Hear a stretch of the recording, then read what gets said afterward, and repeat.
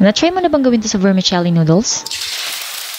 Naku, napakasarap talaga namang ma-elevate ang iyong mga lutuin. Tamang-tama pwede mo itong ipang negosyo at ipanghanda. Siyempre, ipang merienda kaya naman tara, let's go! Meron ako dito mga 8 to 10 pieces ng hipon.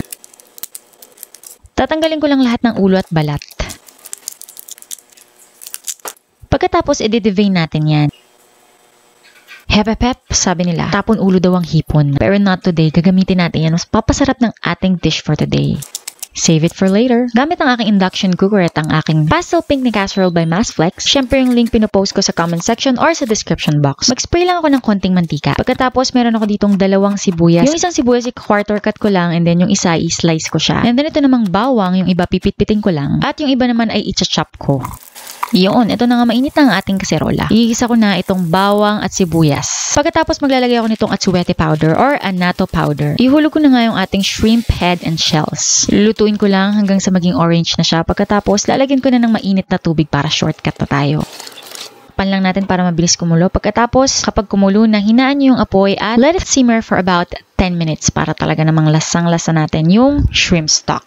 Yun, diba? Sino may sabing tapon ulo ang hipon, magagamit natin yan para mas mapasarap natin ang ating lutuin. Nag-isa lamang ako ng konting bawang and then unahin ko na tong squid. Mga 3 pirasong maliliit lang to. Mabilis lamang to maluto guys kapag ka na-overcook nyo, magta-tough siya kaya naman mabilisan lang dapat ang pagluluto. Isasabay ko na tong hipon. Maglalagay na rin ako ng konting margarine, salt and pepper. Hanguin na nga natin bago pa ma-overcook. Tinikman ko at tamang-tama napakalambot niya. Set aside lang natin, itabi ha, huwag papapakin. Ayan, yung mga toasted dyan sa ating kawali, mas magpapasarap ng ating sauce. Pero kung ayaw nyo, tanggalin nyo. Spray lang ako ng konting mantika, pagkatapos igigisa ko na yung in-slice kong onion and chopped garlic kanina. Maglalagay na ako ng mga pampalasa, asin, paminta, at fish sauce for extra umami flavor. Meron din ako ditong shrimp cube, maglalagay lang ako ng kalahati. Ground meat, ang gagamitin ko ay ground pork.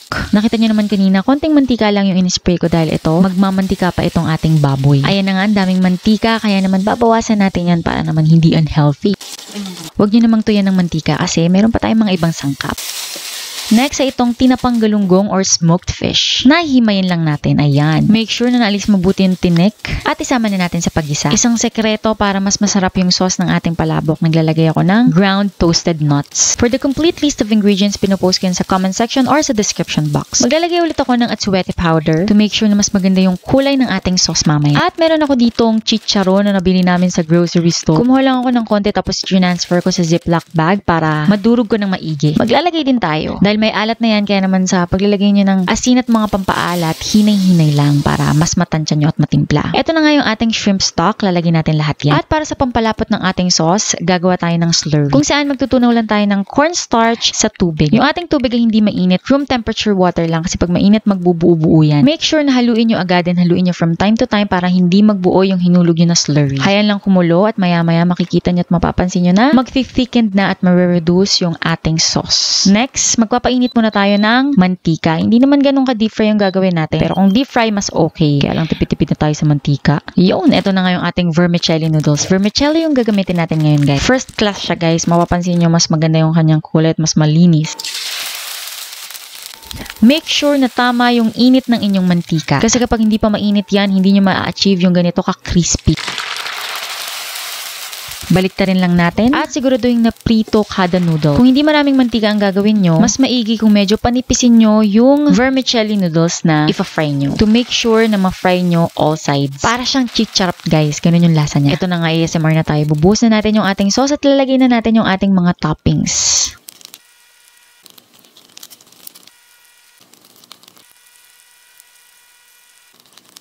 Kita nyo naman yan, guys. Talaga na mga nakakatakam. Ang cute nga nito habang ginagawa ko, guys. Nagsisizzle-sizzle pa siya.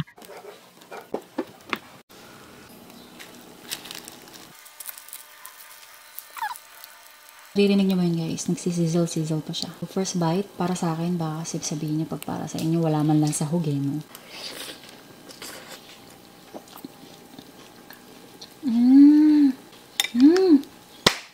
Ang sarap. Sarap. Ito, lagyan na natin ng sahog. Hindi siya matigas. Ayan, para sa inyo na.